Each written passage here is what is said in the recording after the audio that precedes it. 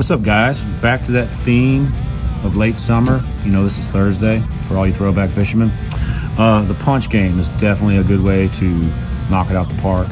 You know, always get all 5 of your fish that way, but you can definitely get the 2 big ones on them. One of the most important things that you to remember when it comes to punching is when it comes to hook selection, they either need to either say super line, heavy duty, flipping, or something like that, because you're using heavy duty braid.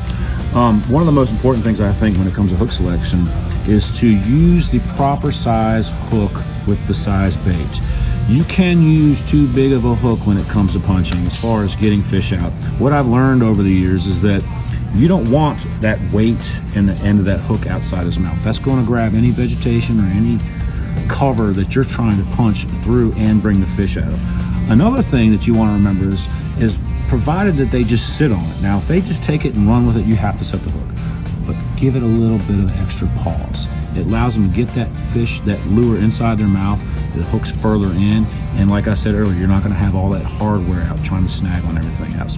Another thing too you need to think about is baits. This missile baits, the D-bombs, baby D-bombs, they're hands down my favorites punch bait there is, or flip bait for a matter of fact. They're a bulky bait, however they're thin, and that's one of the things you want to remember is the bulkier bait, the wider the gap you're gonna have to use. And the wider the gap means the bigger the hook. And if you can get by with a slightly smaller hook, it's definitely the key of getting more fish in the boat. And that's Throwback Thursday here at SCM Tackle.com.